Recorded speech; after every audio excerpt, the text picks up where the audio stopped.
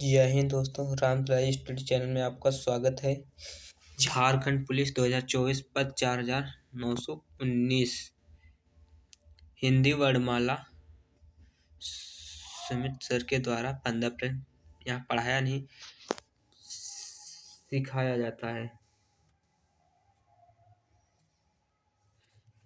यहाँ पढ़ाया नहीं सिखाया जाता है।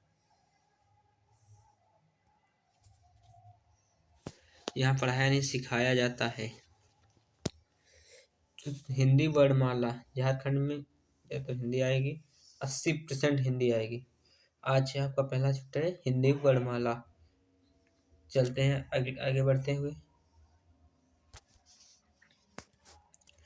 कि एग्जाम तक, जब तक एग्जाम क्लियर न हो तब तक जी जान लगा दो मेरे दोस्त, दुनिया रिजल्ट देखती है मेहनत नहीं। जब तक एग्जाम क्लियर न हो जाए तब तक जी जान लगा दो मेरे दोस्त, दुनिया रिजल्ट देखती है मेहनत नहीं। आपका आज का पहला क्वेश्चन है,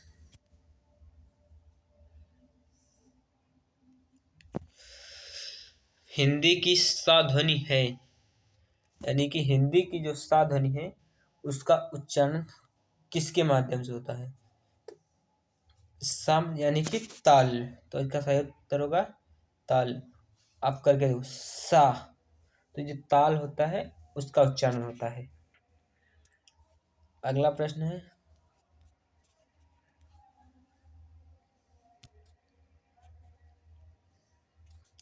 निम्न में से महाप्राण वर्ण है। महाप्राण यानी महाप्राण को कहते हैं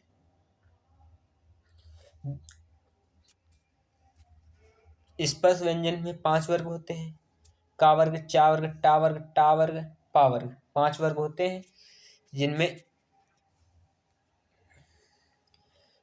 प्रथम अक्षर स्पर्श प्रथम वर्ण और यानी कि ये दूसरा और चौथा वर्ण क्या होता है? महाप्राण। और ये पहला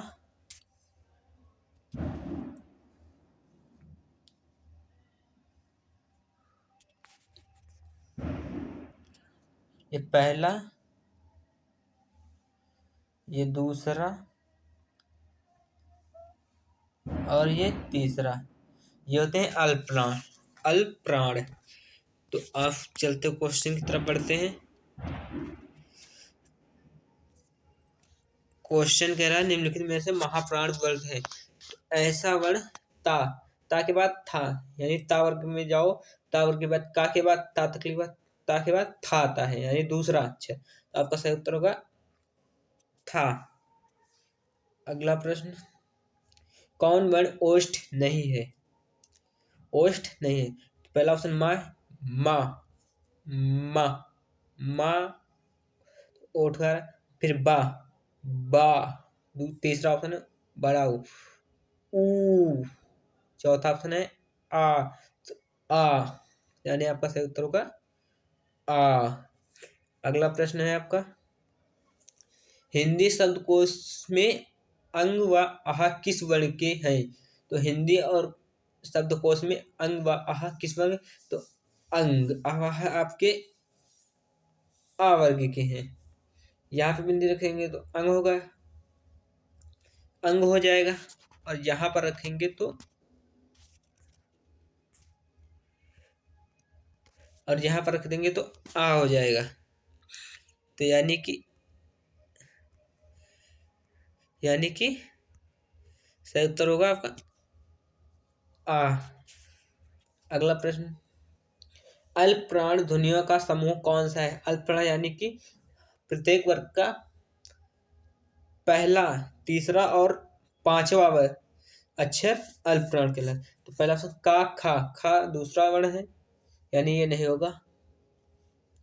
दूसरा ऑप्शन चा, तीसरा ऑप्शन, दूसरा ऑप्शन चा, फिर झा, चा नहीं है, जा अल्पप्राण है, चा, छा और जा, फिर झा महाप्राण है, फिर इया अल्पप्राण है। तो यानी कि ये वाला ता, था, ये नहीं होगा, ता, खा, यानी ये नहीं होगा। आपका सही उत्तर होगा चा, दूसरा।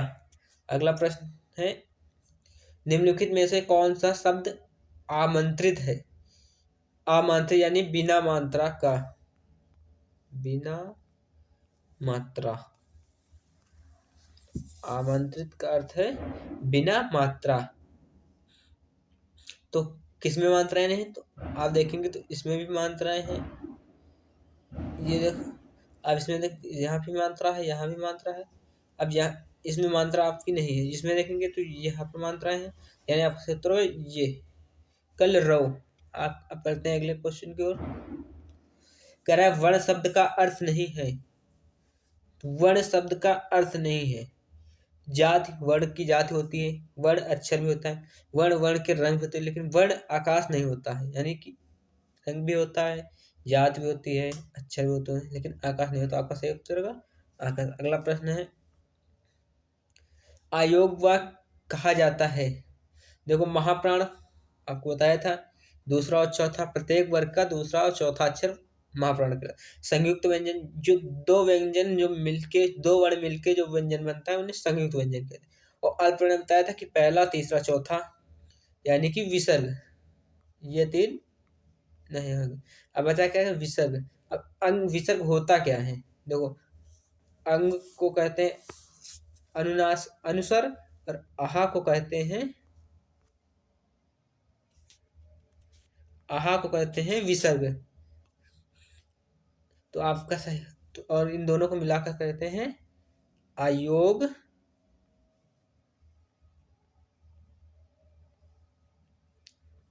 वाह, अयोग वाह। अगला प्रश्न है,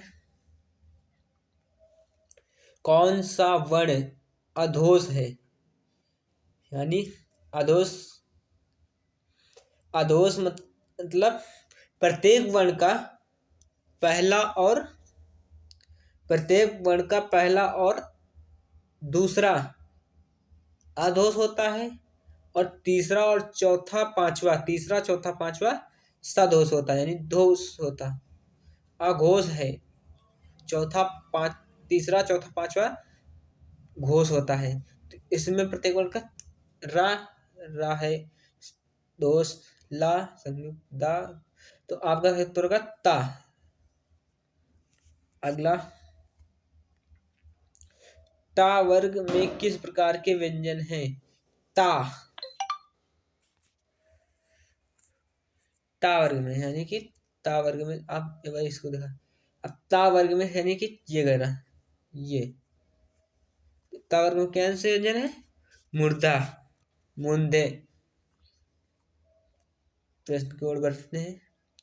तो आपका कंठ नहीं होगा, तालु नहीं होगा, दंत नहीं, आपका होगा मूर्धय। अगला प्रश्न है आपका, किस शब्द में ऋषि स्वर नहीं है? ऋषि,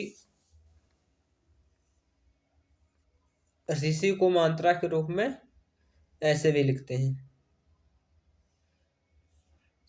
तो ये वाला चिन्ह जिसमें नहीं लगा वो वही, तो ये चिन्ह इसमें भी ये लगा है, यानी ये होगा, नहीं होगा। फिर इसमें भी ये लगा है, यानी कि ये भी नहीं होगा। फिर इसमें भी ये लगा है, यानी कि ये भी, तो इसमें नहीं लगा, तो आपका सही उत्तर होगा रिवाज। बढ़ते हैं अगले प्रश्न की ओर। हिंदी वर्णमाला में अंग और आहा क्या है? अभी मैंने पीछे बताया था, अंग और आहा को बताया था क्या है। तो ये होंगे आपके अयोग वाह, यानी संयुक्त व्यंजन भी नहीं होंगे, व्यंजन भी नहीं, स्वर भी नहीं, तो ये होंगे अयोग वाह। अगले प्रश्न की ओर बढ़ते हैं। विसर्ग से बना शब्द कौन सा है? तो मैंने बताया था कि विसर्ग होता है ये, इसे विसर्ग कहते हैं। तो ये कहाँ पे लगा है? ये इसमें नहीं है, यानी ये नहीं होगा, इसमें नहीं है, यह नहीं होगा, इसमें नहीं है, ये, और इसमें ये देखो यहाँ पे है, यानी कि ये वाला होगा, यानी कि ये वाला होगा। अगले प्रश्न बढ़ते हैं। निम्नलिखित व्यंजनों में से कौन सा संयुक्त व्यंजन नहीं है? निम्नलिखित व्यंजनों में से कौन सा व्यंजन संयुक्त नहीं है? ऐसे व्यंजन जो दो वर्णों से मिलकर बनते हैं व्यंजन, वे संयुक्त व्यंजन कहलाते हैं। तो श्री, ये भी दो व्यंजन, त्रा, ये भी दो व्यंजन, छत्र, ये भी दो व्यंजन, लेकिन सा ये अकेला, तो आपका होगा सा। अगले प्रश्न की ओर बढ़ते हैं। निम्नलिखित में से दंत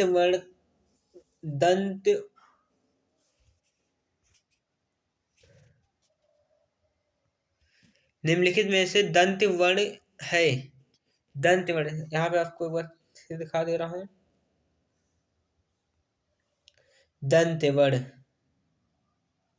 दंत वर्ण कहाँ है, यानी कि ये जो ता वर्ग है ये दंत वर्ग है।